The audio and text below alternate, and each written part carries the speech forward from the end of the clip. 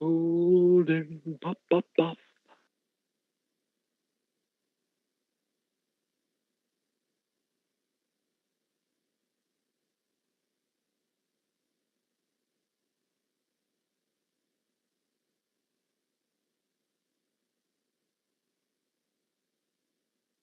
Pop pop pop.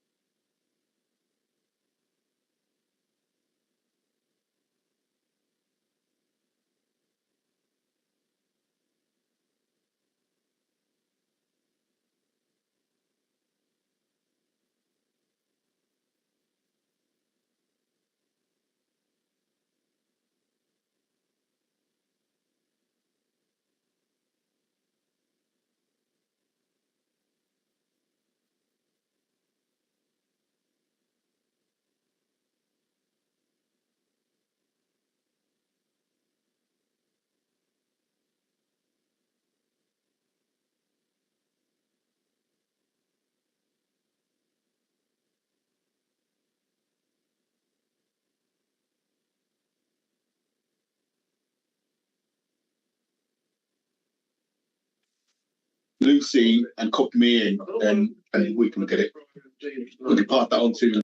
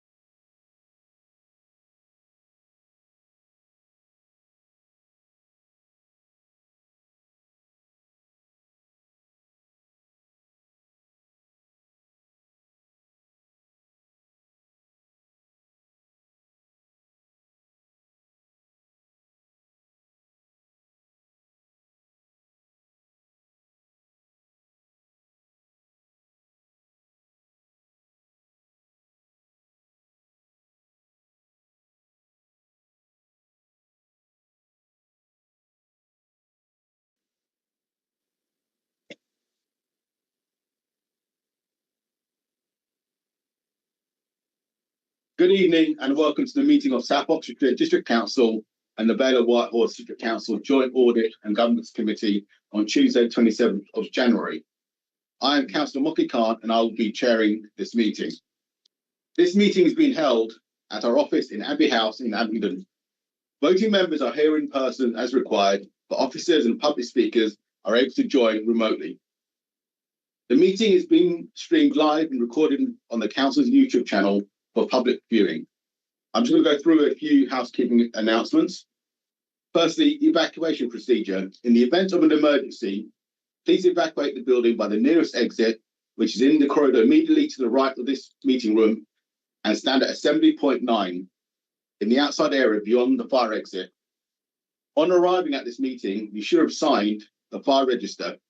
Please inform the Democratic Services Officer if you have not. For those joining remotely, when you're not speaking, please ensure your microphone is muted and your camera is off. Please can everyone ensure that the mobile telephones and any other devices are switched to silent during the meeting, and as a modern council, both officers and members will use their electronic devices throughout the meeting. If councillors wish to speak or participate in the debate, please raise your hand and I'll call you in turn. And during the agenda, there are certain items which may need specific council voting. I'll let you know when they are and we'll vote on them separately.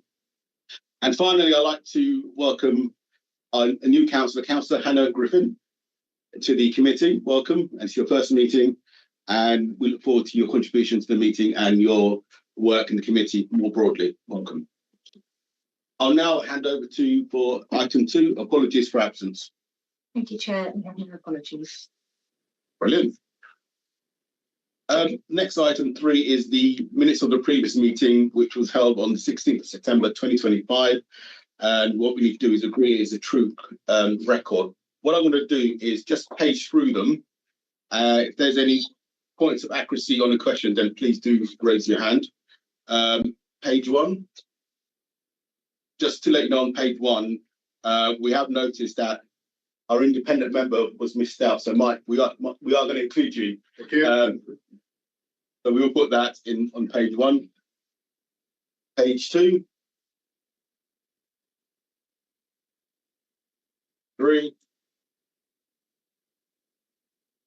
4. 5. 6. 7. And finally 8. Okay, I see no. So do I have a proposal for those minutes? A proposal. Thank you, Councillor Piggle. I thought I wasn't here. Where's it? I'm sorry, I was just checking. I've got Vale special meeting, 16th of September, written down here. I don't remember missing one of these meetings. That's all. Can we check that quickly? I'm going to check. While we check that, is there any other questions? So we've got a proposer. I'll second those minutes, subject to Mike Boone being included, and we're just going to find out about Councillor Skinner. September meeting, isn't it?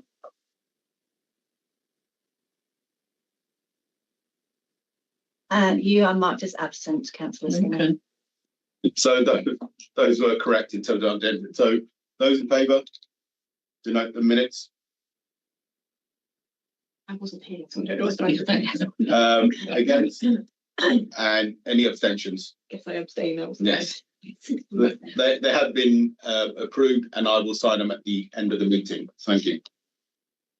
Item number 4, which is declaration of interest. Are there any declarations of interest on any items on the agenda that we need to be made aware of? Any declarations? If you do remember and come to an agenda item, please do let me know. Number 5. Can I ask people to turn off the mobile phones? That will be very helpful. Number 5, urgent business. Can the office let me know at the committee if there's any urgent business? Simon? Item 6, hopefully the answer will always with one day change. Do we have any public participation? Have no registered. No registered speakers next time. On to item 7, which is the health and safety audit. And this will be presented by Andrew Busby, who's joining us remotely. So Andrew, over to you. Good evening, thank you, Chair, and good evening, members. Just to give you an update on all things health and safety with the councils. So in front of you today, you've got an updated report. This update report represents the significant progress made over the past year in strengthening the council's health and safety management systems and responding proactively to the recommendations from the latest internal audit review. Building on the foundations of the existing health and safety framework, the health and safety team has delivered substantial improvements across incident reporting, policy development, training, and operational risk management. These achievements reflect a sustained commitment to maintaining a safe and compliant working environment for all staff and service users. Through the continued rollout of new and updated health and safety codes, the expansion of the training provision via My Compliance platform, and a successful transition to the enhanced loan alert system, the councils have demonstrated a good approach for addressing all the audit recommendations. This report highlights the tangible steps taken from January 25 to January 26 and outlines how the ongoing redevelopment of the health and safety management system is placing the councils on a stronger, more resilient footing. These positive development marks an important phase in our journey towards embedding a consistently high standard of health and safety practice, with further improvements planned and regular engagement with managers, staff and oversight committees to ensure continued momentum. We now have both health and safety posts filled, and one post holder has seen us through a vacancy of between 5 to 6 months. So my thanks to Louise for covering all that work. Within the report, you have Appendix A, which is health and safety policies, and a sample from the training matrix to show and track where staff are trained on health and safety matters. And they all listed on your report in front of you this evening. I'm ably joined by the Senior Health and Safety Officer, which is Louise, and more than happy to take technical questions, Chair. Thank you, Andrew. I'll open up to the committee for questions. Councillor Roberts. Well, this is the third time I've looked at health and safety, and you've had read on policies and on Leah's training every time I've looked at this. So I'm not sure progress. Well, I suppose you could say there's progress, but I would say there's not very much progress. I know Leah is an established training system for most organisations, but it doesn't seem to be being very successfully implemented here. I'm wondering whether we've looked at any other alternatives of delivering that sort of training. It is online and it is tend to require someone to be encouraged to do it. And I have been in other organisations where we've had group gatherings and all had to sit around and do the training and then talk to each other, and I was encourage people to actually do it, because it's quite hard work to do some of those training systems if you're sitting at home and there's a cup of coffee. It's not conducive for getting through them. So have you really looked at other alternatives to be able to deliver training? Because without the training, that's when things go wrong in practice. Okay, thank you, Councillor Roberts. Andrew, do you want to come back on that? Yes, no, thank you, Councillor, for that question. So we have certainly looked at this and looked at training in detail. And Louise, would you like to join the call and just add to that? Yes, of course. Good evening, everybody. We have looked at other systems and we have actually started to roll out face-to-face training. So where the possibility of a face-to-face training rises, we actually deliver that ourselves. But we have certainly looked at other providers, and we also make use of third-party organisations that come in and deliver training for us that have health and safety accreditation. So we are addressing it. Hope that helps. Thank you. Any other questions? Councillor Griffin and then Councillor Tinsley. Is it well understood what needs to be done next to reduce the risk, or particularly of the red risks?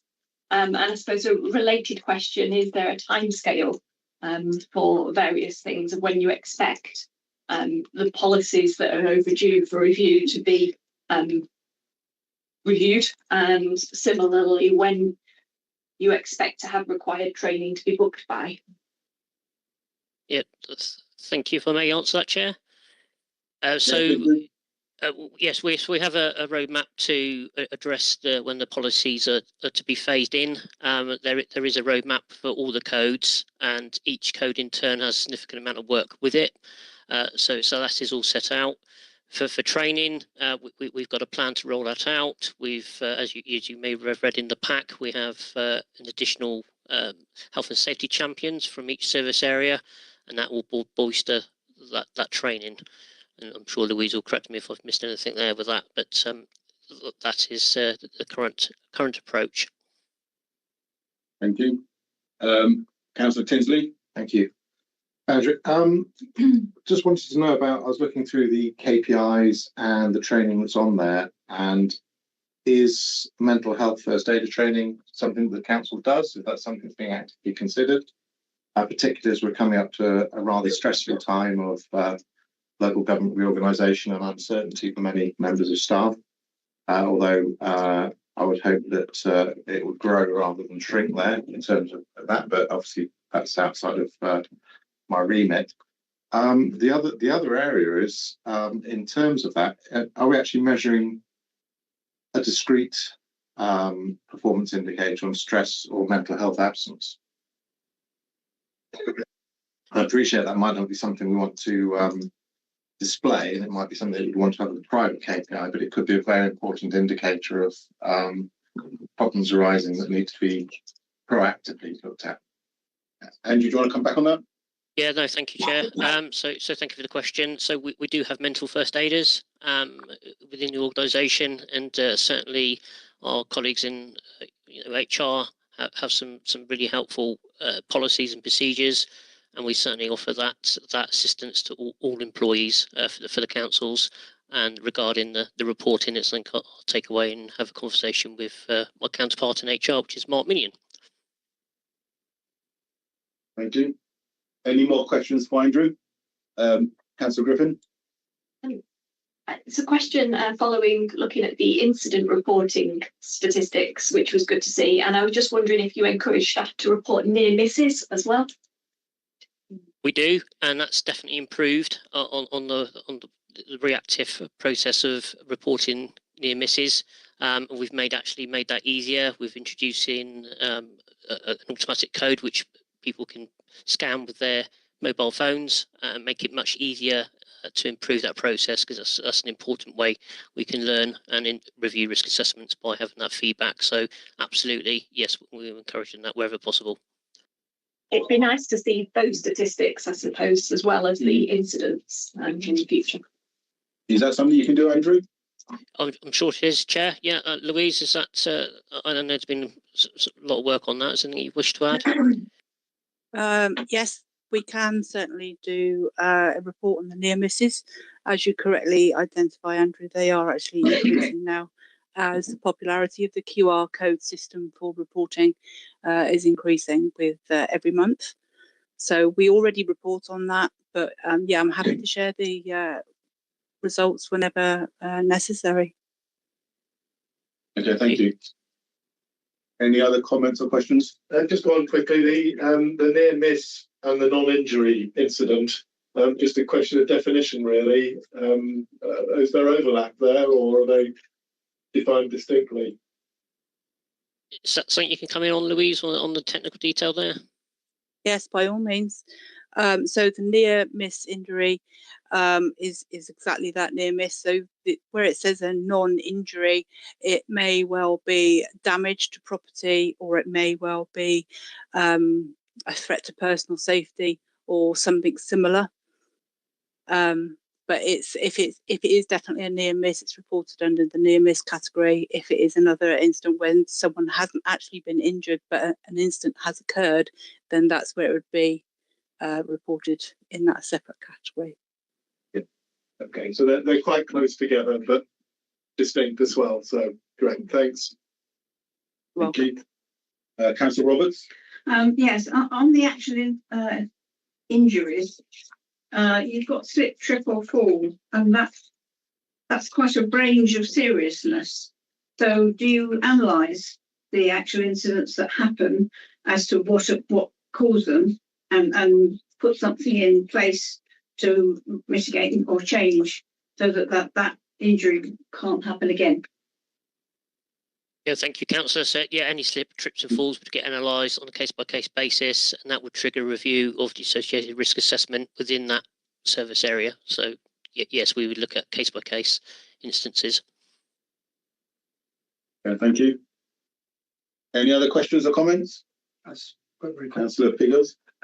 So I don't want to get into specifics of the actual case itself, but can you just using it as an example of what happened at Barrow Hill, where it was closed primarily for health and safety reasons? How's that actually recorded in your system? Because that was based on a health and safety assessment and sort of like a preventative action. How do you kind of record and track that from a government's perspective? Yep. So so all our play areas have ROSPA reports. The BMX track would have been inspected by the team as a safety inspection, and obviously that resulted in concerns being flagged of the condition, which resulted into its closure. However, obviously having that proactive approach with our strategic property team and plan maintenance schedules, that all gets fed back in to make sure those instances are reduced. And that would educate future maintenance learnings and things. Absolutely correct, yes. Thank you. Any other questions? I see none. So is there any debate regarding this report? Again, Councillor Roberts. Yes, I mean, I don't remember physically, verbally assaulted and threatening behaviour on this breakdown before. Is that beginning to look a little worrying? I mean, are the staff actually, I mean, obviously these are low numbers, but that's certainly higher than I think we used to. So I saw in the Abbey House one that there have been extra interventions put in place, but are we taking that seriously going forward? Andrew? Yeah, thank you, Chair. Yes, we are taking that seriously going forward, and actually there's been some training launch for that as a scoping exercise for all of the heads of service and service-specific requests to improve on training in that area. So should we get that incident report, officers are trained in dealing with those situations. Thank you. I see no more questions or comments. So this report, well, Andrew, thank you for that, and thank you for taking those questions. So this report is for noting. Do I have a proposer? Thank you, Councillor Pickles. A seconder? Thank you, Councillor Tinsley. All in favour? Raise your hand. Thank you. Any against? Any abstentions? Mike, would you like to vote? I don't get a vote. Abstain on everything. You can abstain on everything, yes. I'll now move on to, thank you for that. I'll now move on to item 8, which is the Regulation of Investigatory Powers Act 2000 RIPA Annual Review, which is on pages 28 to 90 of your report. And I'll ask the Nick Bennett, Head of Legal and Democratic, to introduce the report. Thank you. Thank you, Chair. Most members, and I appreciate you've got a new member, most members will recall this is an annual report, and as is set out in section 11 of the report before you, the role of members is not to make decisions in respect of surveillance, but to review the use of legislation and approve the ongoing use of policies. Chair, as with the previous report, this is a report for noting, therefore, and simply sets out what we're doing, how we're doing it, and if there had been changes in the year, they would be recorded here.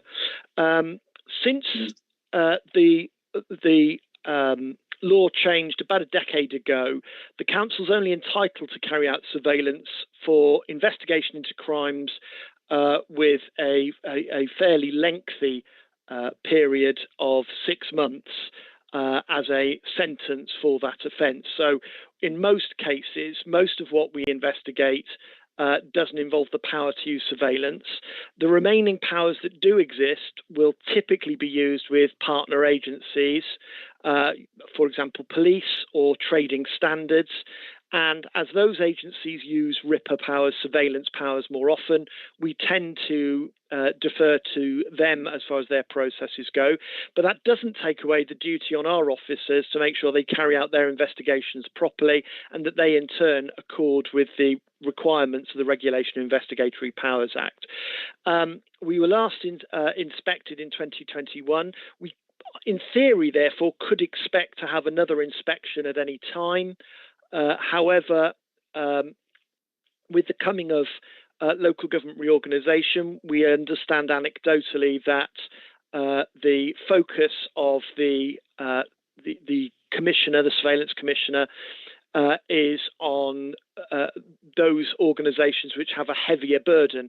We are mostly working through what you might call desktop exercises, and as an update to the report, because it was only completed in the new year as due to the timescale of receiving that report, I completed and submitted our submission to the commissioners and received confirmation that the Surveillance Commissioner is satisfied with the reports on behalf of both authorities. So there's been no changes to the policies that we have, that we draw down from other organisations this year. What you will notice when you look at the report, when you look at the actual procedures that we use, there are some hyperlinks which enable officers or the public or anyone who wanted to look at it to use the policies which are current at a particular moment. And whilst, as I say, we do them rarely, this is a tool which is really helpful for our officers rather than our having to continuously make changes. There was a change done about a year ago, and that was reported to the last committee and was in the minutes of that committee at the time. But there's been no further changes that happen at our end at all since then. Chair, I don't remember who it was, but one of your committee last year asked the question about why it was that my deputy was responsible for the policy itself, and I, having forgotten who it was who asked me, I'll tell all of you now. Mrs. Connell, who's one of the senior solicitors at the council, is responsible for the policy. That's because I'm also the senior responsible officer for the day-to-day authorisations under the policy. So there's a separation of powers, which is something that's recommended to us by the Surveillance Commissioner in their submissions. So that was done before I started, and we've maintained it. So whoever it was who asked that question, that's the answer to the question. Chair, I hope the report is fairly self-explanatory. As I say, it's a standard report. Our use of covert surveillance has been non-existent this year. Our use of overt surveillance, as is set out on page 26, paragraphs 26 to 29, continues. So the use of CCTV in signposted areas and so on, those continue. The only other point I would like to draw to your committee's attention, Chair, is that there is the ongoing process at the moment as far as our high street CCTV cameras. There's discussions which members will know through your own cabinets and full councils that's going on with the police about a switch from each of the councils in the Oxfordshire area having their own smaller units to having a larger unit overseen by police. Again, this fits in with the shift to I guess, larger units that have greater specialisation of the officers concerned. And whilst we've been compliant, this is something which is seen as being useful by members and by officers. Chair, I've tried to go through everything as smooth as I can, but obviously if there's any questions you or your committee have, I'm very happy and pleased to answer them. Yeah, thank you for that, Nick. Thank you for the introducing the report and giving us a summary. I'll open it up to the committee members for any questions or comments. One question. Yes, Councillor Griffin. I may have just misunderstood, but the version of the policy in the agenda pack seems to be version 1 and seems to be dated from March 24. And I was just wondering if that was correct or whether there is the version that was updated following the last meeting. And if so, what were the changes that were made? Nick, did you hear that? I did. Thank you to your member there. Through you, Chair. So this is a new type of policy that was based on the model that was provided to us by the Surveillance Commissioner, I think it was, and so this is the first version of it, and there hasn't been. This was a whole new policy, replacing the policy that was there before I was employed by the council. So it's therefore version 1. Because it's the first time that we've had this specific policy. There was a wider policy called something like the surveillance policy, I think it was called previously, but that was before I even joined the council. So this is version 1 because it's the first version of the new policy that was adopted at that time. Thank you. You got a follow up? Yes, just to confirm. So what's in the agenda pack includes the updates from the last meeting. Or since the last meeting? No, it's the adoption of the full policy that was adopted at the last meeting, which was a change from that was a change from a previous policy that was there 2 years, well, more than 2 years ago. So this is the current up-to-date approved policy, and if you approve it today again, then it will be redated as we do every single year as required to under the legislation. Thank you. Is that clear now? Yeah, thank you. Okay. Mike. Yes, Nick, Mike Boone here. The RIPA is primarily about covert surveillance, yeah? And in the last year, we haven't done any covert surveillance. Have we ever done any covert surveillance? Thank you. It's a good question. As I say, about 10 years ago, they changed the rules, so it's only for more significant offences with a sentence of 6 months or more. And so the short answer is, in the 2 years I've been here, just under, no, we have not. We're not unusual or exceptional in that. From discussions in the sort of regional data protection side of things, anecdotally, it sounds like outside of London or outside of unitary authorities who have the trading standards powers, which are more commonly used under RIPA, the vast majority of councils don't use this anymore. It dropped off dramatically. Back in the day, and I can't speak for South Oxfordshire or Vale of the White Horse, I'm afraid, either council, but when I think back to a decade ago before that change came in, the councils that I worked at that time would have got between, I would have said, 12 and 20 such investigations, 1 or 2 of which would be through the courts. Nowadays, it's extremely rare. In my last authority, I did 1 the year before I came to this role. So they're very rare. We have done them. I can't speak to this council, but as authorities, they've reduced dramatically. Right. Doesn't that beg a question, though, that obviously an awful lot of trouble that goes to putting this in place and having it in place, but we're never using it. And it's sort of, the implication is, well, is that because there's no fly tipping goes on, there's no fraud ever goes on, there's no planning tricks that go on and so on. I'm sort of saying there's a lot goes into doing this, and a lot of council resources going in. But it's never being used. No, and that's absolutely fair commentary. What I'd say is we are it changes to a very challenging training environment for us, because officers who don't use, well, anybody who doesn't use a skill weakens in that skill. That's why the having clear procedures and processes, which we've got, is so important. Having all those, the hyperlinks are referred to, so that people can go straight in and remind themselves of what they should be doing. Having regular training, and we do set it up for officers, even though it's not used particularly, is so that when we do need it, and it is rare, but if we did come across a scenario where we had to do it, then we can do so. The example at my last authority, which followed a similar process of making sure that training was maintained at a high standard and that the policies were modernised annually, when they had a case which involved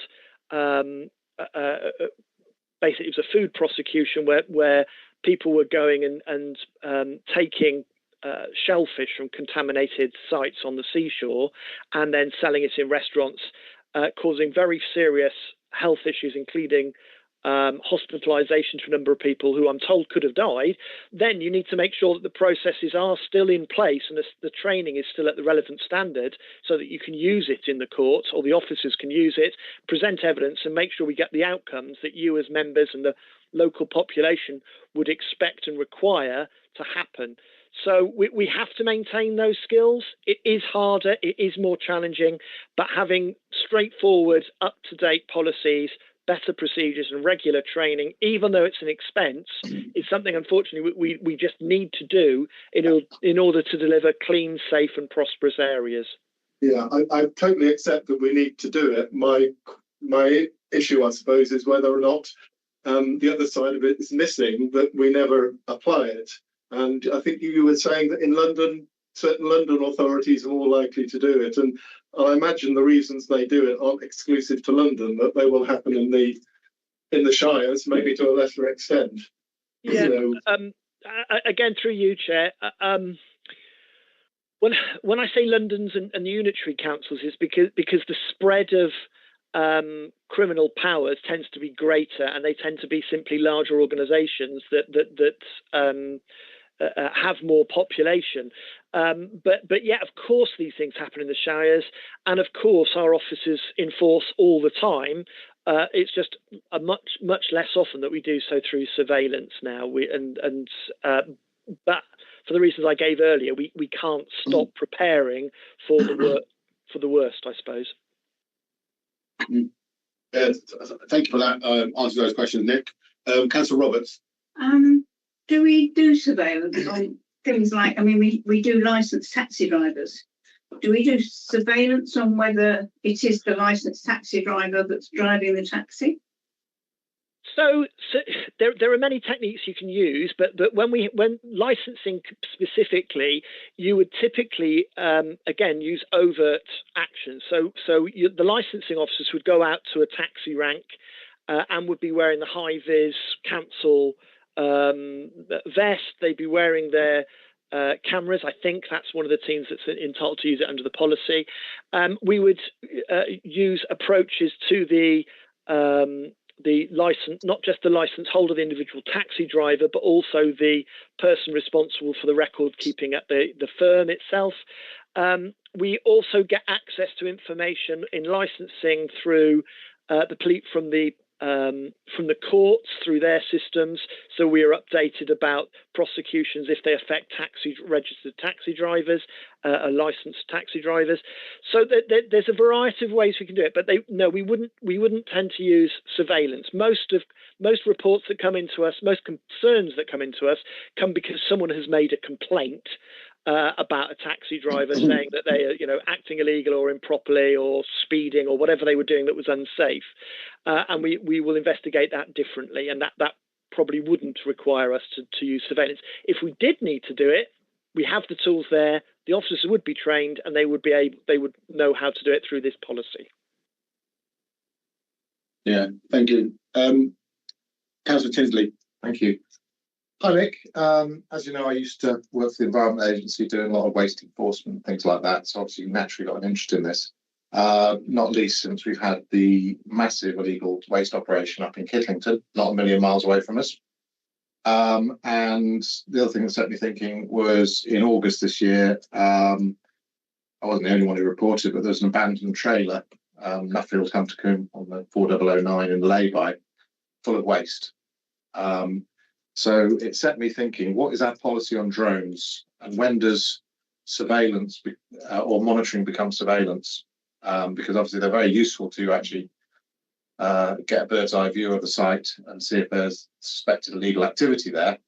But is that invasive? Is it not invasive? And do we actually have guidance on that? And just to check if there's something else there. Also, there's mention about signage for hotspot locations. Probably could we get a few in some of the lay-bys? You'll know back in the day I worked with the Environment Agency on developing hidden cameras, which are now under BIPA for waste CCTV, and that was highly effective. But obviously it is quite heavy on manpower and time. So the other one is that drones themselves are very useful for identifying things like shed beds and modern day slavery and thermal imaging of energy efficiency, which are all things the council could be getting involved with. Nick, did you get all those questions? It's quite a lot. It's more about how can we use drones and how much is it like to be partnership? I've spent years saying to people how how much I'd like to have more motivated members who are more interested in surveillance and RIPA and so on. And it's here I am having them now, and they come up with complicated questions. Yeah, be careful what you wish. Absolutely. So drones do have specific rules which are covered off by the Home Office. There's the Drone and Model Aircraft Code, which is not enforced by ourselves, but I think by the UK Civil Aviation Authority. There are restricted areas within Oxfordshire relating to the university parks and some other specific sites that restrict use in some ways. I'd have to go away and remind myself of the local policies beyond that.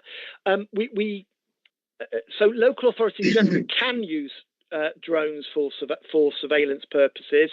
The challenge with drones actually is, the council remember, but for other members, is what's called collateral intrusion, and more or less the more that when you're doing surveillance, the broader the area you're looking at, or the more likely it is that you're going to look in the wrong window by accident or otherwise. The more challenging it is and the more work you have to do to prepare for it.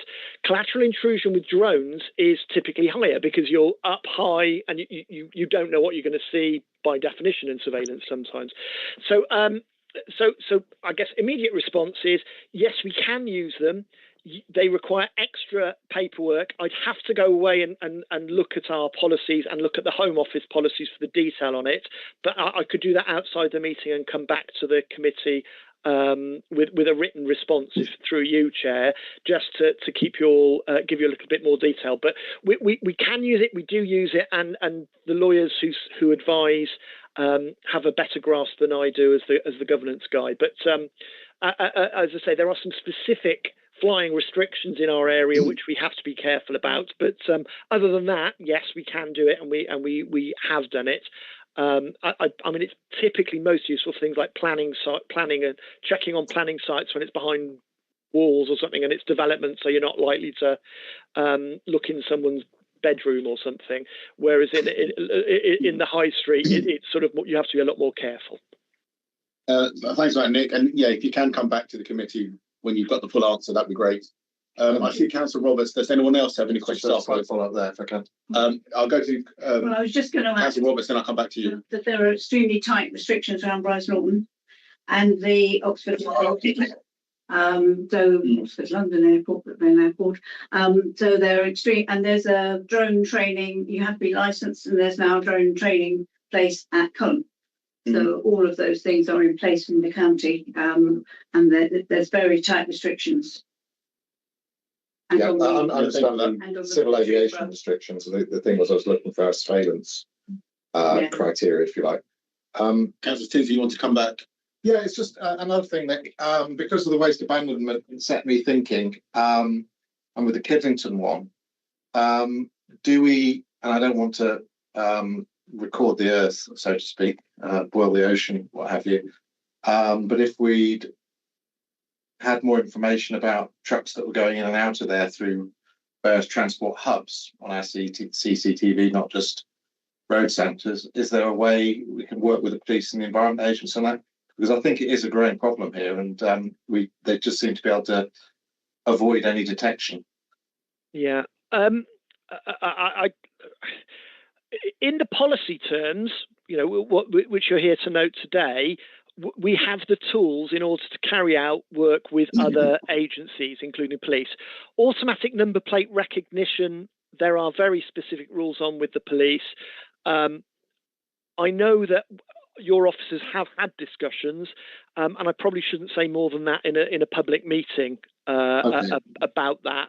But yes, we have the tools through the policy to work in partnership with police to make requests for information or to share information with them so that they can carry out their own further investigations or talk with other bodies. But yeah, I can't really say more than that in a public meeting, Chair. Okay, that's fine. That's understandable. Thank you. Any other comments or questions for Nick? Just a comment really before you go to vote or whatever. I think this is all about whether or not we're RIPA compliant. Yes. And assuming that we are RIPA compliant and so on, then that's fine. But if there are other councils that are in London and unitary councils and so on that are actually using this, would it be worth actually finding out what they're using it for to see whether it is relevant to us as well? So, we may then come away and say, well, we don't get that in our patch or whatever, but at least to find that out, which doesn't go against us being approved. No, that makes sense to me. Nick, is that acceptable? Yeah, well, Chair, absolutely. What you'll find is that all of the professional body groups that are relevant here, so the planning, monitoring officer, prosecuting solicitors, and so on, they all have regional or national groups to exchange information, which is why I know a bit more about the London authorities, because I'm paired off. I'm mentoring a London monitoring officer at the moment. Where we get training, we get it from people who are experts from other local authorities or from the police. So we do that already. It is in the process, but maybe I made a note of that so I can maybe draw it out better into next year's report, so you can have a little bit more meat on the bone about how it is that we engage with other partners to pick their brains and get access to it. As I say, I know in my section we do. I know the licensing team do. I know the planning enforcement people do. I know there's environmental health groups that do the same thing. So we already do a lot of that. It's not necessarily a structured way, but I can have a look at that based on the comments from your committee. And as I say, add that onto my notes for next year's report. Okay, thank you, Nick. Any further questions? I see none. Any debate? I see none. So just I'd like to say I thought it was a very, very good piece of work. Thank you, Councillor Tinsley. Thank you, Nick, for introducing that. This report is really for noting, but there are some recommendations, and just for the purpose of the recording, I'll just quickly read what they are. Now, the Committee A notes surveillance is one of the tools available to the councils as part of their law enforcement functions. B, consider and note the council's use in compliance with RIPA. And C, notes the authorization to the head of legal and democratic to make such changes to policies and procedures documents as he may consider necessary from time to time to ensure ongoing compliance with the requirements of the 2000 Act and associated guidance. So it is for noting. So I'm going to propose we note that report. Do I have a seconder? Councillor Roberts, all in favour? That is unanimous. Thank you. Thank you, Nick. Thank you, Chair. Now move on to item 9, and that's the internal audit report Q3 2025-26, and it's on pages 91 to 111 of the report. And I'll ask Victoria, who's the internal audit and risk manager, to introduce. Thank you, Chair. Yeah, so this is a summary of the work that the team have been doing in quarter 3. So I'll start by just giving an update on the 5 audits that we've completed in the quarter. So we've got 2 limited audits this time, which means there's at least 1 priority 1 action in each of those. So the first one of the limited ones is Abbey House site visit audit, where we raised 4 priority 1 actions. So just to give a bit of a flavour of what the themes of those recommendations were related to. So the first one is about having health and safety policies, procedures, making sure that they're up to date and being available. So that wasn't always the case. For example, having a responsible persons register, we found that to be incomplete and outdated, and emergency response procedures. So that's the first kind of area. The second area was around risk assessments to support the operational activities for the site being in place. For example, around the pace room and hot works. Thirdly, the threat premises and persons registers were not in place. They're relied upon, for example, for officers using the pace room. And then finally, fire safety procedures and documentation and information was not always complete. The second of the limited audits was the travel and expenses review. So there we found 1 priority 1 action related to the travel and expenses policy. Normally for a policy we wouldn't raise it as a priority 1, but we felt it was necessary because we haven't noticed any updates in over 10 years since our last audit as well. So our previous recommendations haven't been noted. So that hence the rating on that one. So we found quite a lot of inconsistencies and non-compliance to the policy. So we have a very long action with multiple kind of areas for the team to look at there. I think the main issue with it is that it's not supporting both the people making the claims and also managers in approving the claims. So it's really not supporting the process. Secondly, we noted several examples of inconsistent VAT treatment across claims. This could be due to various different reasons.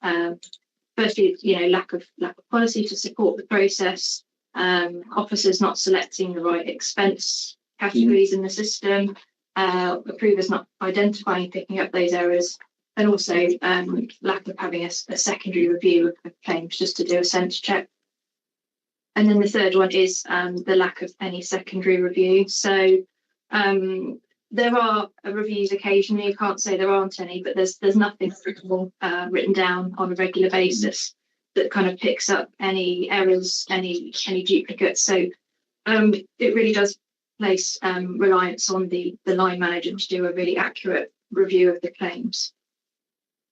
In terms of this area, we've already seen some progress towards having a formal process to independently review claims. So already seeing some movement on those actions, but I'm hoping by the next committee we'll have a further update there.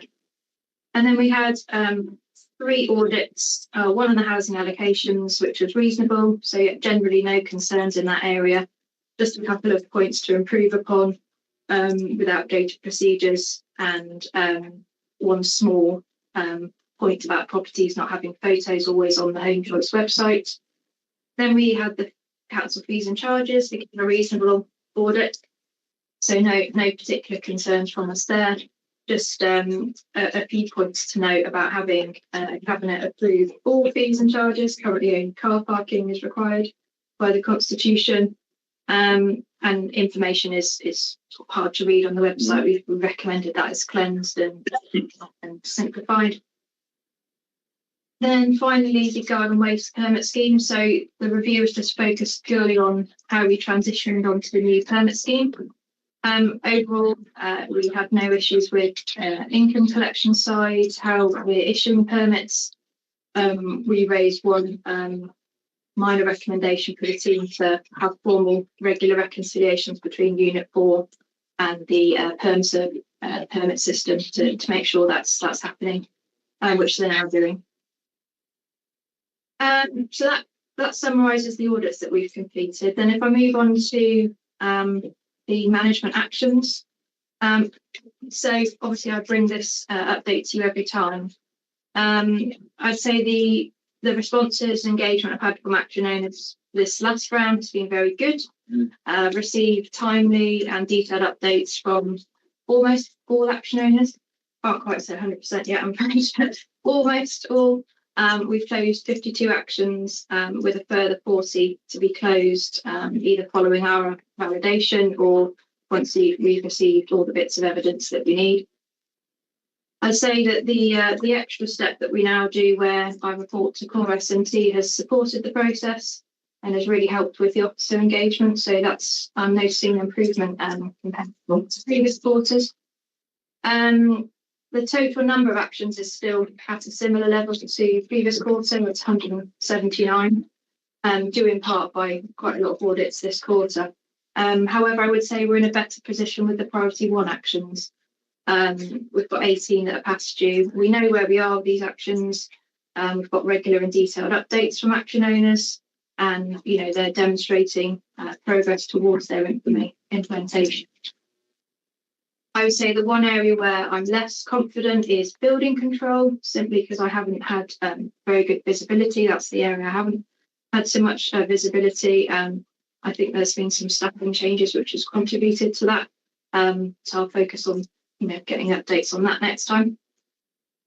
And again, I think our focus for the next quarter, we've obviously discussed it, Simon and I, it will be looking at the priority 2 brackets to really focus on those actions, also in the context of LGR as well.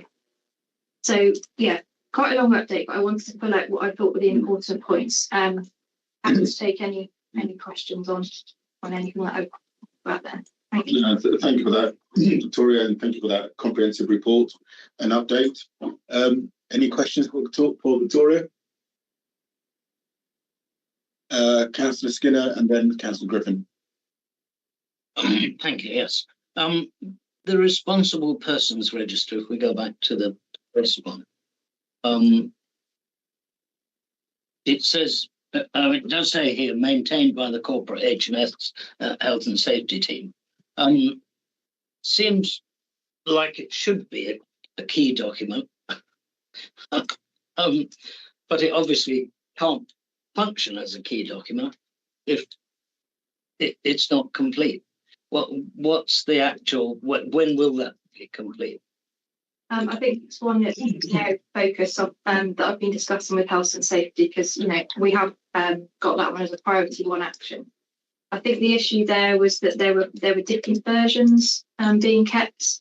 So it's really to get health and safety to make sure we're all working on the same version and everybody knows where it's published and everyone can access it. So I think we did have them in place, but the meaning of them and reliance on them was not 100% because of the lack of confidence in knowing which version are we looking at. So yeah, that's a priority that the health and safety officer knows about and is looking at.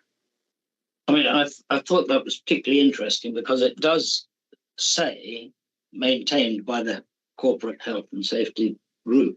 Yeah.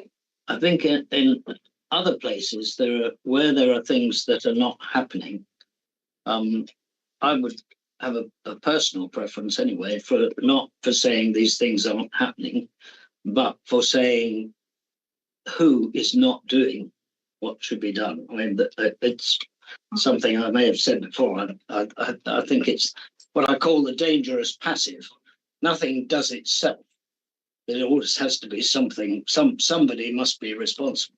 If it's not happening, then in general, the responsible person for some reason. And in general, people don't not do things willfully. Classically, they won't do things because they have too many other things to do, and either it doesn't rank high enough in their list of priorities, or they literally don't have the time to do it. So when you're asked about why, like with the accidents, why did the accident happen? Have we avoided it for the future? That's the same kind of thing. So there's something isn't happening and who should be doing it, we need to know why they're not doing it. Yeah, so that level of detail we keep to the appendix, which is not included in the draft report. So we do include that root cause information where we sort of identify all sorts of things. But I think it would be worth. Well, I won't say anymore. I think I might sort of boring you with 20 pages to everything on the summary. So.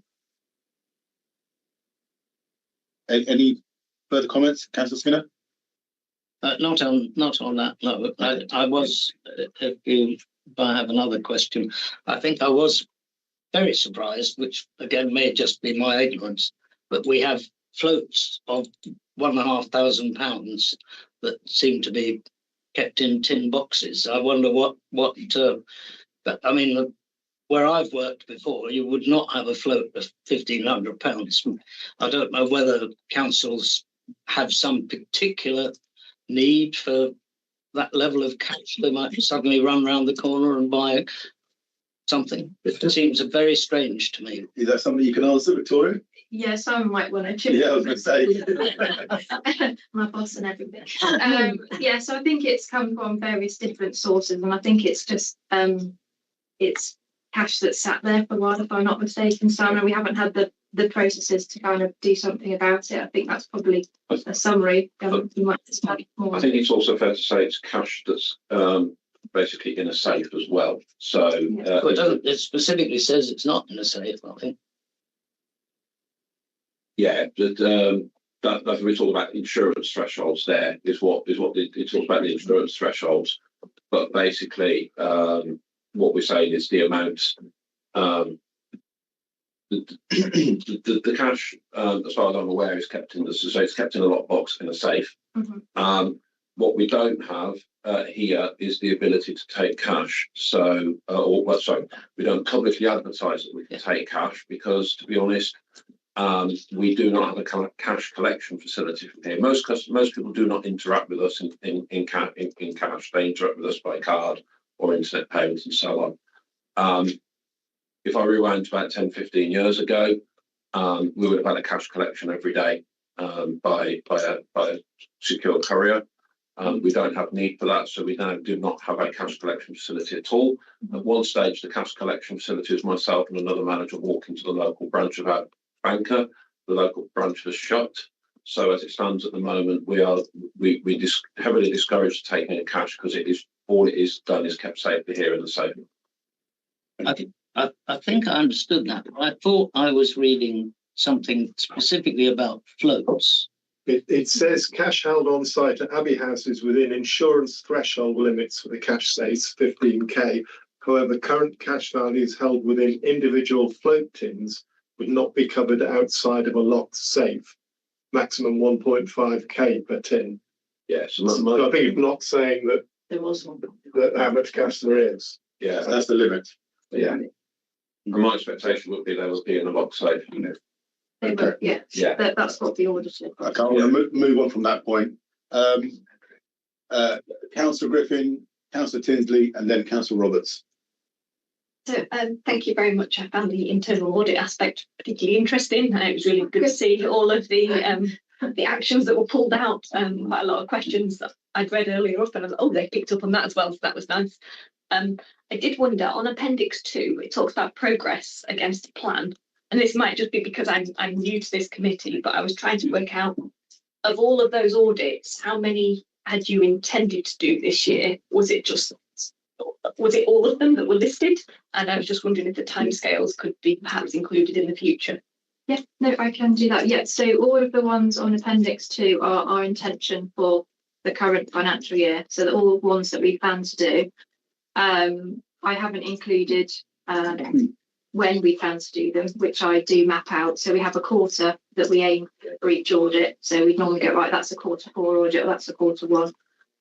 So I can include that next time if that's helpful. So I suppose can I have a follow-up? Yes, you can. So I guess my follow-on question is then, given we're in the end of January, does this go up to the end of March, and is it still realistic that all of the things that say they've not been started and they're in progress, will be completed by the end of March, or is it likely that they'll flow into next year? Yeah, we normally have a little bit of overflow into maybe April. with some of the audits. Just some of the key financials, they go right up, because like the bank reconciliations, for example, we want to do those right at the end of March. So we always have a little bit of an overrun. But normally by the time we get to Q2, the auditors are kind of wrapping up last year's and starting on next year's. So it's not normally too much of an issue. In terms of the ones that we haven't got started, if I just have a look down, cyber, these are all ones that we've got marked for Q4 anyway. So I'm not concerned that they haven't been started.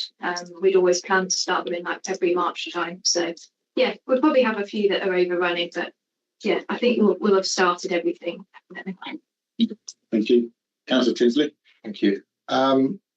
Just a couple of points, and they do loop back slightly to what Councillor Skinner was touching on learning. We're approaching an organisational change. My concern would be that it becomes an opportunity for somebody to go, well, that was the old organisation, that's us, even though we're dealing with the same people, the same behaviours, and very often the same processes. So, you know, it's really how are we approaching that, and is there anything we can put into the audit framework to actually start flagging things that recognise our vulnerabilities so that they are actively pursued in the new organisation? And you just mentioned there cyber.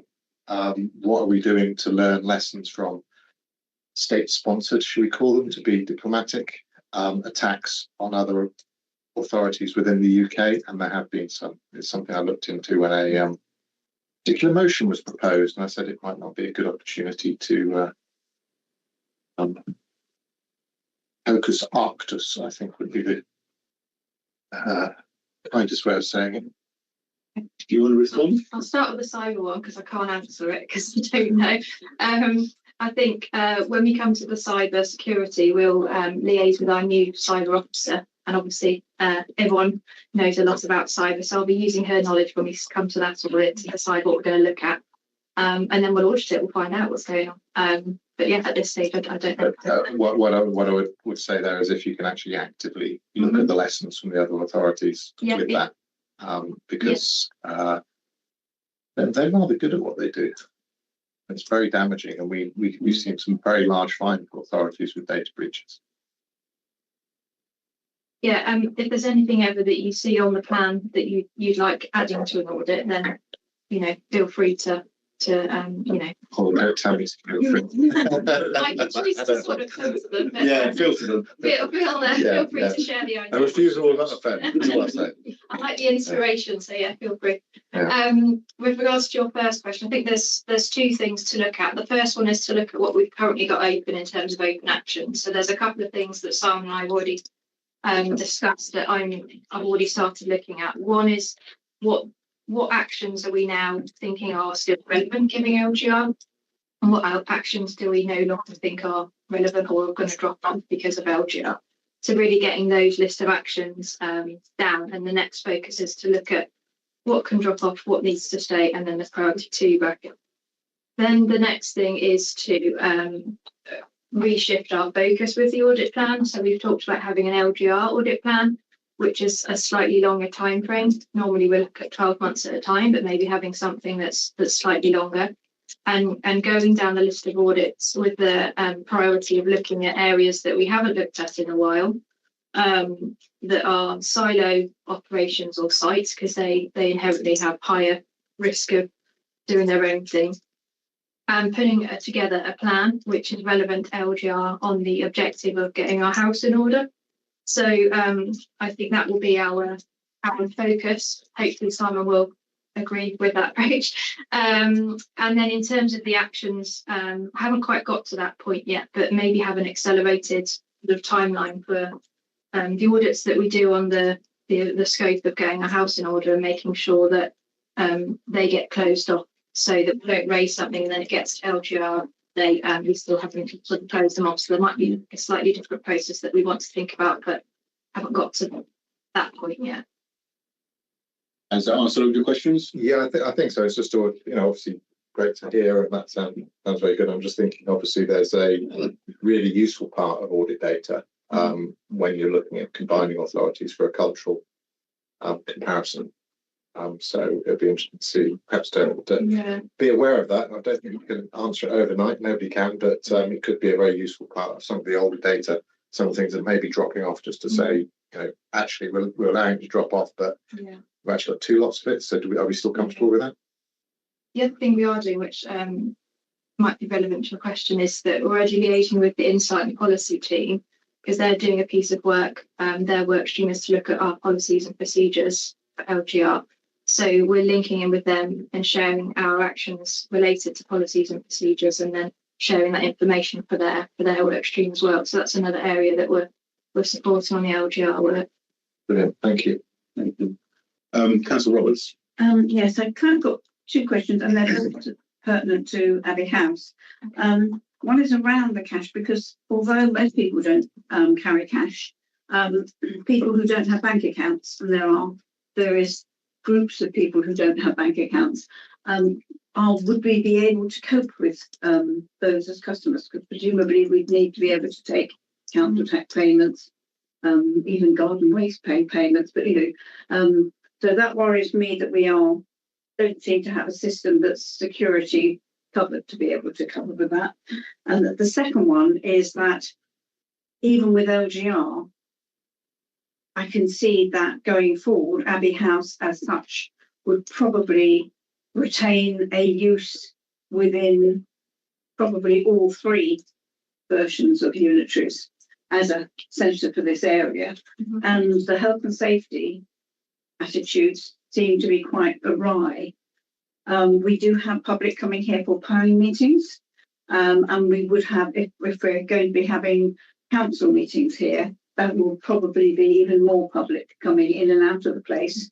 And as I say, whatever unitary we end up with probably would be using this as a local centre of some sort, and probably would involve public coming within the building.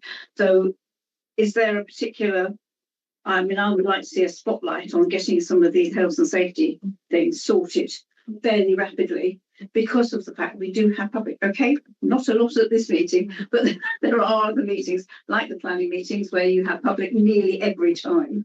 Mm-hmm. And if you did have a major health problems, would you have a first aider available within the building? Would you know how to use your defib, etc., etc.?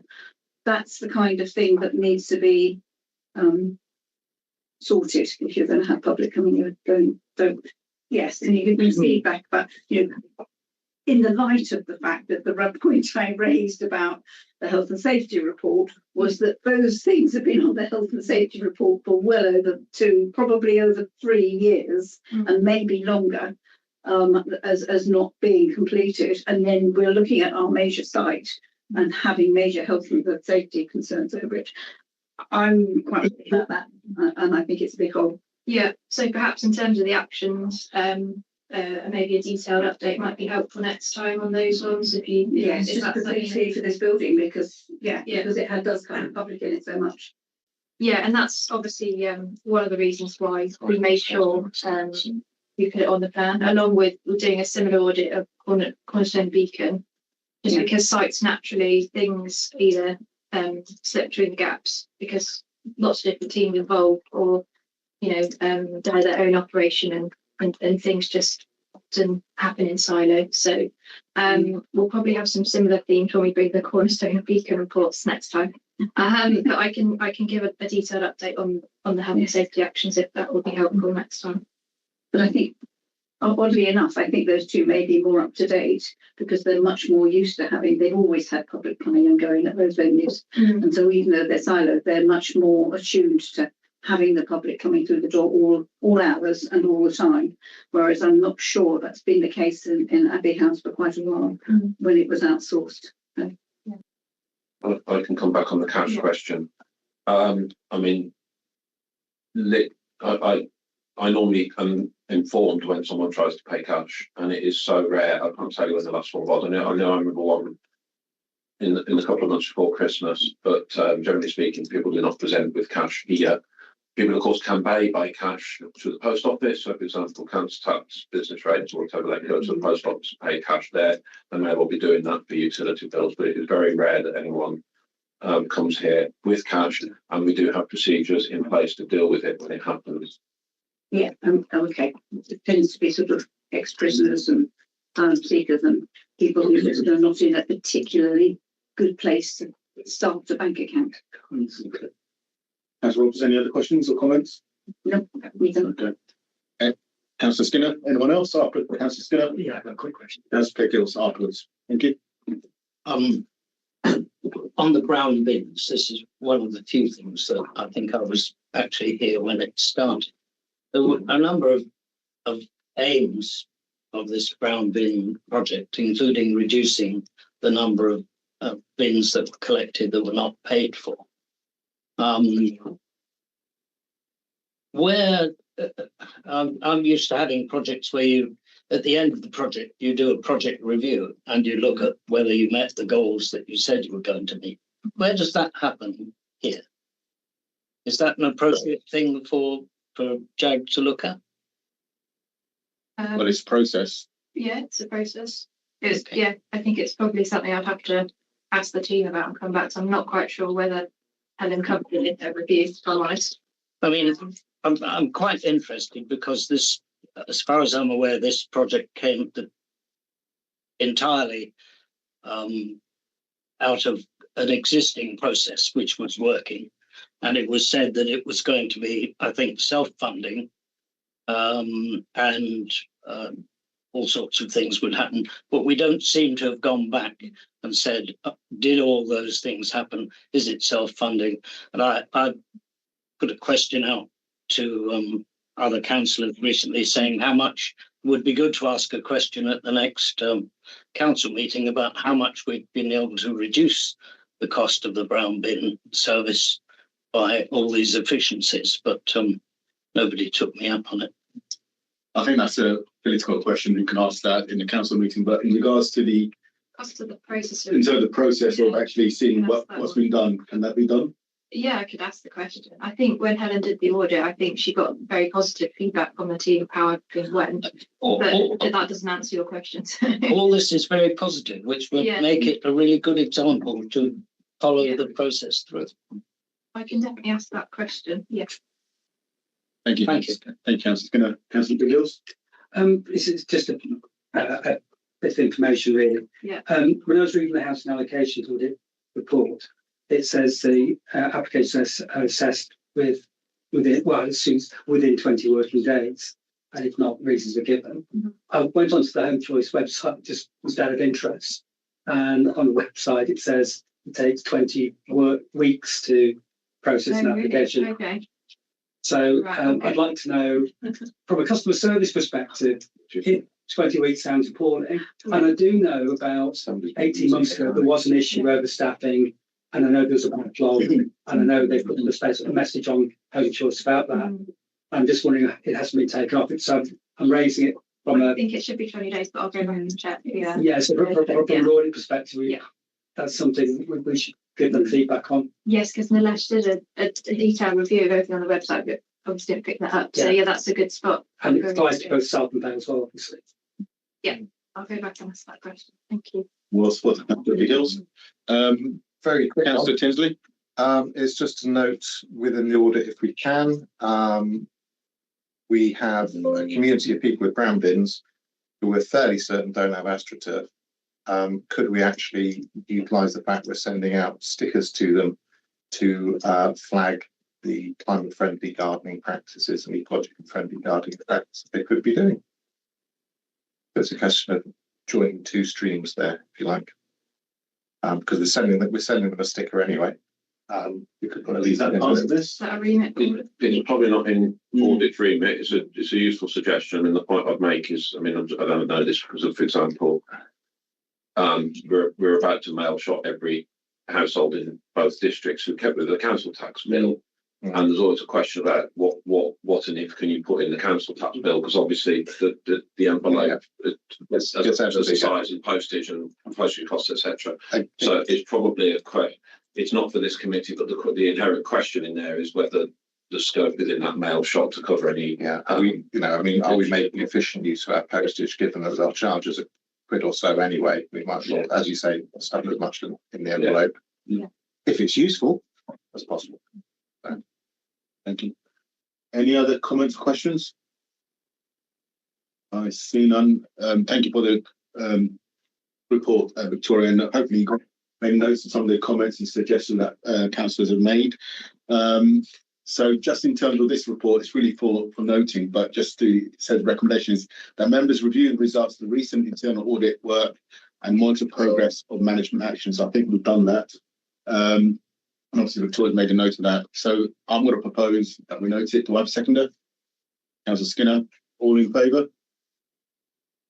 That's unanimous. Thank you for that. I'll now move on to item 10, which is the Treasury Management 2025-26 mid-year monitoring report. It's on pages 112 to 113, and it'll be presented by Simon Ewings, our Head of Finance. Thank you. So this is, as said, the mid-year monitoring report on Treasury Management 25-26, and this is the second of 3 reports that this committee receives in respect of the 25-26 financial year. From here, this report will go on to Cabinet and then Council for approval.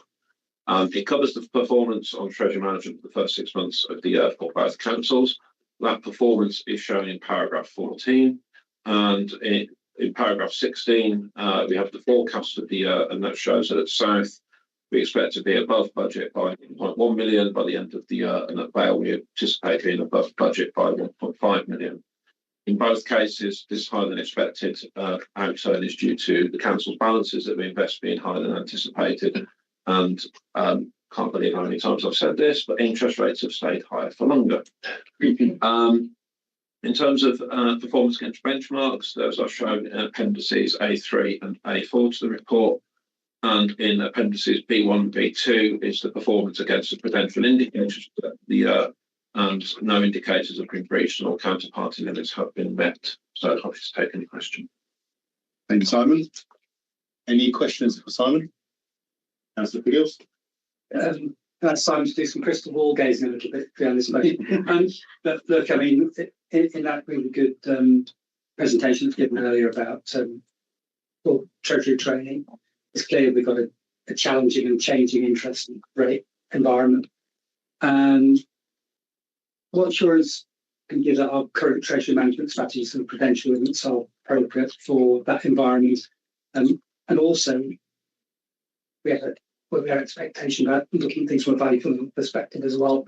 And because we know the interest rates are likely to fall, how can we be assured as members that we've got the right strategy in place? So, I mean, I think first of all we have the benefit of looking at 2 councils. So we have two lots of experiences on Treasury to look at when we're reviewing how Treasury is doing. So that puts us in a fairly unique position that we can sort of look at what each side is doing and take advantage of that. We've also been fortunate in the last few months. Helen Ellerton, who wrote the report, is actually hiding in plain sight on the call online. Has been working with us and has brought a lot of experience and has really helped us improve our procedures, including increasing the frequency of internal meetings to make sure that we are working as best we can, and in particular making best use of our Treasury advisors as well. I think there's a practical element to the investments we make. We clearly make investments over a relative, normally a year, possibly even longer than a year. Because interest rates have stayed higher for longer, we've been able to lock in higher rates. So although we expect, as per the presentation earlier, interest rates to fall, we will not see the impact of those falls until the investments we've taken out at the current higher rates unwind. So we're also taking the opportunity to invest longer. We're also taking the opportunity to think about other things we might put our money in other than just deposits.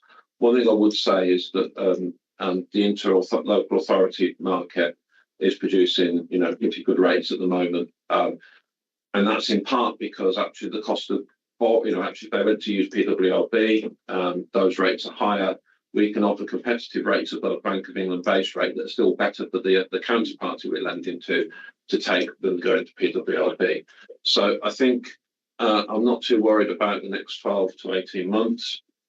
There is some debate on where interest rates will land eventually. I think that the current forecast in this report or certainly in the strategy report, hasn't gone down to 3.25. The Office of Budget Responsibilities report that came out before Christmas to support the budget, that infamous report that came out 45 minutes too early or whatever it was, you've actually looked in that and found that their interest rate forecast, they think that interest rates will get to about 3.6 and then possibly go up again in a couple of years' time. So it is a tricky place. The assurance I can give you is we engage with our advisors and we listen to them. We keep our strategy, and not just a high-level strategy you see in front of you, but if you like, our operating strategy underneath that under review. We share best practice between ourselves. And at the moment, the key thing really is to try and lock in longer-term rates with the expectation that the rates will fall, and they'll take all the opportunities we can to do that. And just to confirm, because of the deals we've currently got, we're insulated in the short term. Yeah. Thank you. Okay. Any other questions?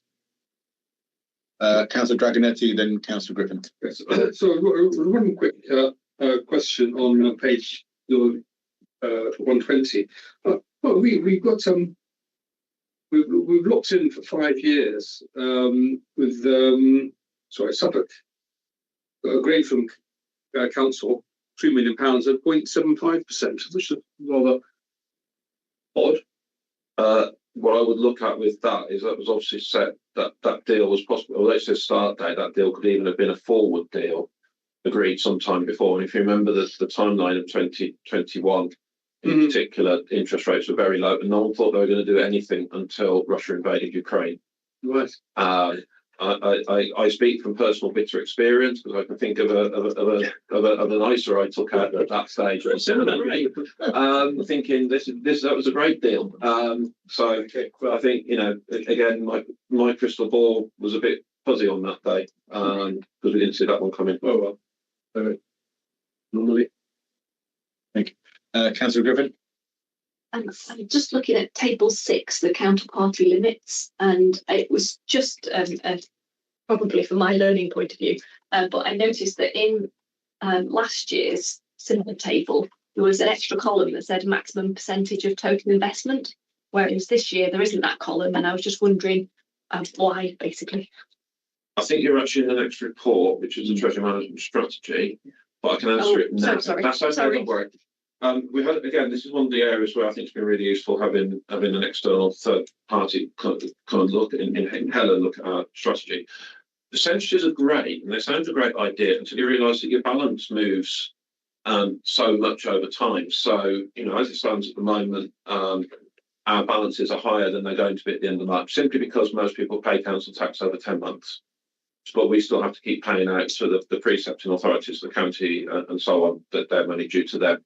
So our balances will go down. So is it 10% on the day you took out the investment, or is it 10% on the day the internal auditor turns up and reviews your treasury and tells you that's more than 10%?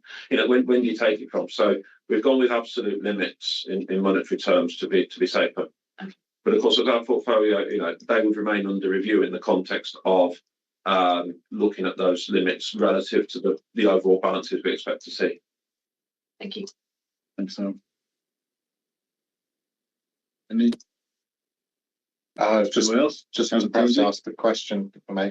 Yes, please do. Question sort of asked in training that we said would be quite a useful one to add the public record, which is about our counterparties, and some of those are going to be going through local government review, and we don't want to get to a situation where they go, South Oxfordshire, no, they didn't lend us any. Are we confident that that's not a problem? So certainly, I mean, clearly LGR has happened in all sorts of parts of the country already, and that problem is not manifested. The obligations of the authorities that are subject to local government reorganisation transfer to the authority that comes up with them. So we're as confident as we can be that there won't be any issues with any money we've lent to an authority subject to LGR being remitted to us on time. Good, thank you. Thank you. Any other comments or questions on this particular part? I see none. Any debate? Again, I see none. Just in terms of recommendations, I am going to sort of, just for completeness, just separate the votes on South and on Vale. I'll just read out the recommendations that the Joint Audit and Governance Committee, 1, notes Treasury Management Mid-Year Monitoring Report for 25-26, and 2, is satisfied that the Treasury activities are carried out in accordance with the Treasury Management Strategy and Policy, and make any comments and recommendations to Cabinet as necessary. I think you really take some notes on that.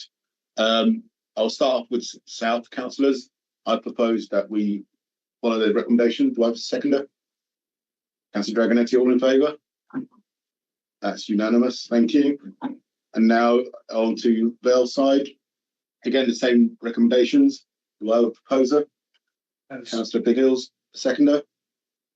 Councillor Griffin, all in favour? That's unanimous as well. Thank you. Now move on to agenda item 11, which is the Treasury Management Report and Investment Strategy for 26-27. To you, Simon, again. Thank you. So this is the first of 3 reports in respect of the 26-27 financial year in respect to Treasury, and this is the strategy for the year that details counterparty limits, sets potential indicators, minimum revenue provision or MRP strategy, and borrowing limits, amongst other things. There are a small number of minor recommended changes to the strategy this year. For Vale, in paragraph 9 of the covering report, the changes to counterparty are shown. Change to the counterparty in table 6. There are table 6. There. Let me start again. You can rewind. I'll rewind and start that bit again. In table 6, which is the counterparty list, has been updated to reflect current market conditions and balance risk with the associated side of the portfolio. The key changes are documented in paragraph 9 on page 133 of the papers. As discussed already, a similar approach has been undertaken at the South, and the key changes to the South strategy are shown in paragraph 69 on page 200. Happy to take any question. Thank you for that, Simon. Question straight away. Councillor Bigghills. Yeah, so the proposed, this is a Vale specific question, I think. The extension to the long-term investment beyond 364 days from 50 to, I'm just making note, to 55 million. Do you believe that is a proportionate and well-managed response to the challenges being faced? Yes, I mean, I think what we observe is, and I talked earlier on about the ability to see the two councils together. I think what we've actually seen over time is that South have had considerably more balances to invest in Vale, but Vale is actually catching up. And what I don't think has happened is Vale's limits have increased proportionately in the way that their balances have increased. So in the context of sort of Vale's financial situation and balances, I think that is a measured approach. I mean, I'm sorry, when I was thinking about this, I was specifically thinking of cash flow. So I believe that will help our positive cash flow. It certainly doesn't. It won't impact our cash flow at the moment. We have a pretty strong cash flow and understand our ins and outs, and we've been looking at that Form D to understand, what the balances will be in future. And just to be clear, so this will bring the two councils effectively in line with each other. It'll bring them certainly closer together. I can't remember if it brings them in line with each other, but it certainly brings them closer together. Thank you. Any other questions?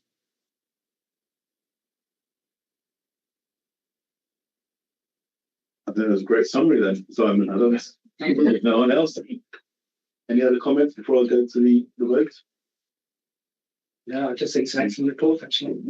Simon, anything else for you? Okay. Again, these recommendations I'm going to split into specific councils, so only councillors from that council can vote. Just in terms of recommendations, I'll just read them out just for the purpose of recording. That Joint Audit and Governance Committee approves each of the following key elements of this report and recommend these to Cabinet. 1, to approve the Treasury Management Strategy for 26-27 set out in the Appendix A to this report.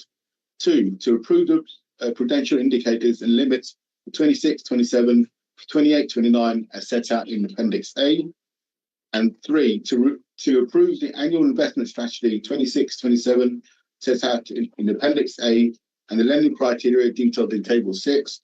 And finally, number 4, to approve the environmental, Social and Governance Policy Appendix E.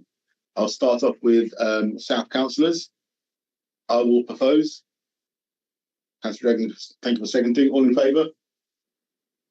That's unanimous.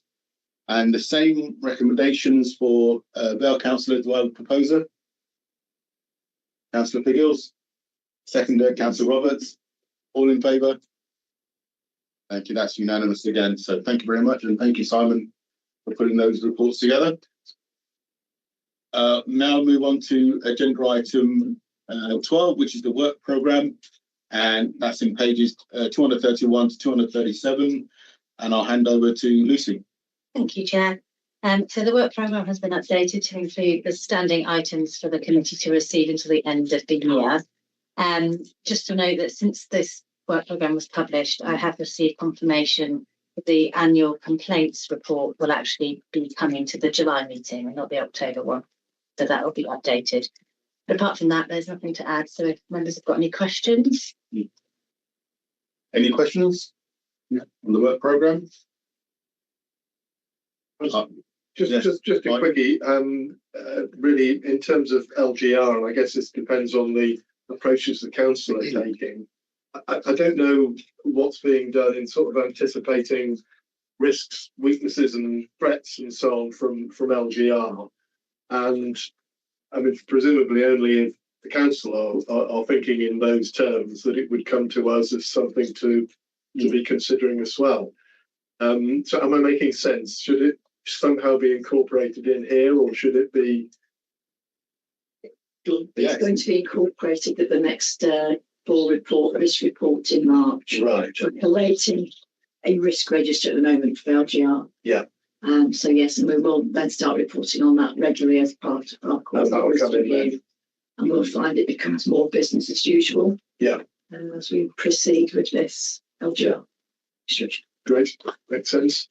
Thank you. Any other questions? Yes, Councillor Roberts. Will that be updated once we actually know the answer to what unity? Because that's supposed to be June, July. July. So that's probably going to be September, October, November. I'm just wondering where that then is going to come the next risk register report.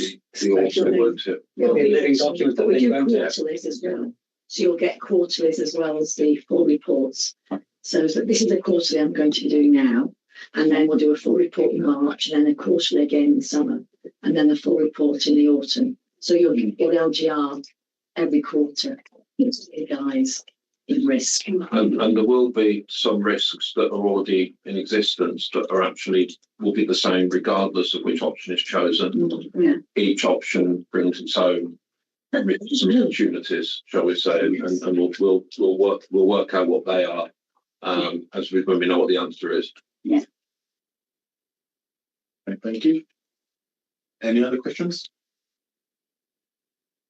Just find out. I'll be confident that some of these reports are going to come to the committee on the date that they're stated. Moment. As far as I'm aware, apart from the Yes. complaints on which will be coming earlier. Perfect, thank you. This is really for noting, and again, if there's anything that people want on the work programme, do let us know and we'll try and get that on there.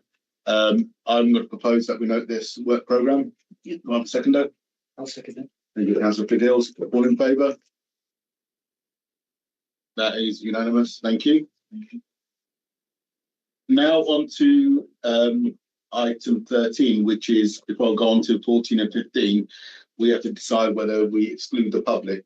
Although the public isn't here, I just read out why we need to do that. It's to consider whether to exclude members of the press, public for the meeting for the following items of business under Section 12A of Local Government Act 1972 as amended on the grounds that 1. It's likely to with disclosure exempt information as defined in paragraph 3 of Schedule 12A, and the public interest in maintaining the exemption outweighs the public interest in disclosing the information. I'm going to ask the committee, can we go into confidential session? And I will propose that. Piggles, I will second. All in favour? Thank you, that's unanimous. And we stop the streaming, please.